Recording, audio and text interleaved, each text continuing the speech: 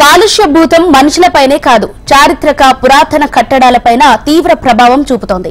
శరవేగంగా అభివృద్ధి చెందుతున్న హైదరాబాద్ మహానగరంలో కాలుష్యం సైతం అంతకంతకు పెరుగుతోంది. అలా పెరుగుతున్న కాలుష్యం ఇప్పుడు చారిత్రక పురాతన కట్టడాలకు ప్రమాదకరంగా మారింది.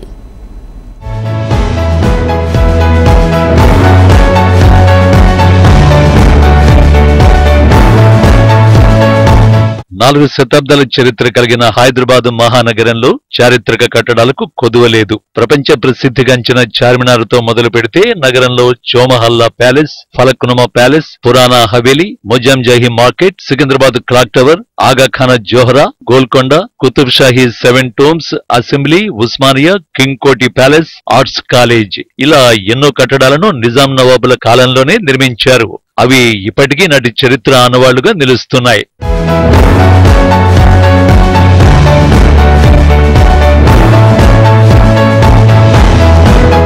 చార్మినార్ భాగ్యనగరానికి ఐకాన్. 4 శతాబ్దాల ఘనకీర్తిని చాటే నిలువెత్తు రూపం. సుందరమైన నగిశీలతో ఏళ్లుగా అలరారుతోన్న నిర్మాణం. కానీ ఈ అద్భుతాన్ని కాలుష్యభూతం చుట్టుముడుతోంది.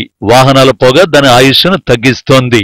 నిత్యం వేలాది వాహనాలు విడుదల చేసే నైట్రోజన్ డయాక్సైడ్, సూక్ష్మ ధూళి కణాలతో కాలుష్య ప్రభావంతో చార్మినార్ గోడలపై ఓ పొరలా ఏర్పడుతోంది.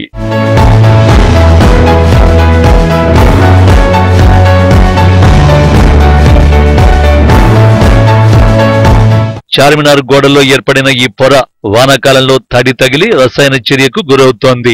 దీంతో చార్మినార్ కు ప్రమాదకరంగా మారుతోంది.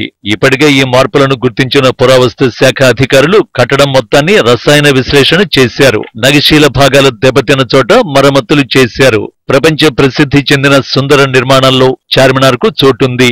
అలాంటి చారిత్రక కట్టడానికి వాహన కాలుష్యంతో ముప్పు ఉందని పర్యావరణవేత్తలు ఆందోళన వ్యక్తం చేస్తున్నారు.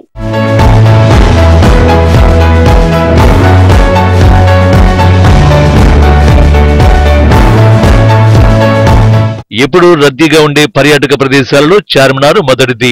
అత్యధిక సందర్శకులతో ఎప్పుడూ కళకళలాడే చార్మినార్ ప్రస్తుతం కొద్దిగా రంగు మారుతోంది.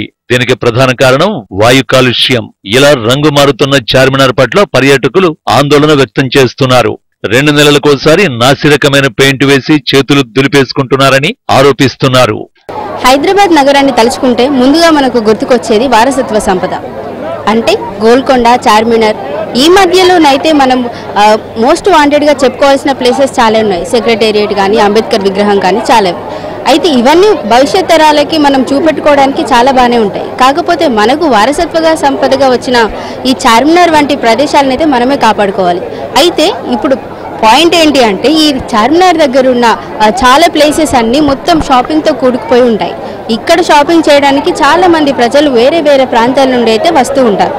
రావడం ప్రాబ్లం ఏమి కాదు. ఇక్కడ మొత్తం కాలుష్యానికి గురయ్యే వాహనాలు తీసుకురావడం వలన మొత్తం చార్మినార్ దగ్గరున్న చుట్టూ ప్రదేశాలు పొల్యూటెడ్ అవ్వడమే కాకుండా చార్మినార్ కూడా పెయింట్ మొత్తం కోల్పోతున్న పరిస్థితి అయితే కనిపిస్తుంది. మనం విజువల్స్లో చూస్తూ ఉండొచ్చు రంగు ఎంతగా మారిపోయింది. ఒకవైపు ఒక రంగు ఉన్నట్లయితే ఇంకోవైపు ఇంకో రంగు ఉంటుంది. దాదాపుగా 2 నెలలకు ఒకసారి రంగు వేస్తున్నప్పటికీ పొల్యూషన్ కారణంగానే రంగు కోల్పోతున్నట్టుగానైతే మనకు తెలుస్తుంది. అయితే చుట్టుపక్కల వచ్చే పర్యాటకులు ఎవరైతే ఉన్నారో వాళ్ళు కూడా ఇదే విషయాన్ని అయితే తదేకంగా చెప్తూ ఉన్నారు. 2 నెలలకు ఒకసారి రంగు వేస్తున్నప్పటికీ కూడా ఒక్కసారి కూడా ఈ పొల్యూషన్ కారణంగానే అసలు నిల్వ ఉండలేదు పెయింట్ అనేది చెప్తూ ఉన్నారు.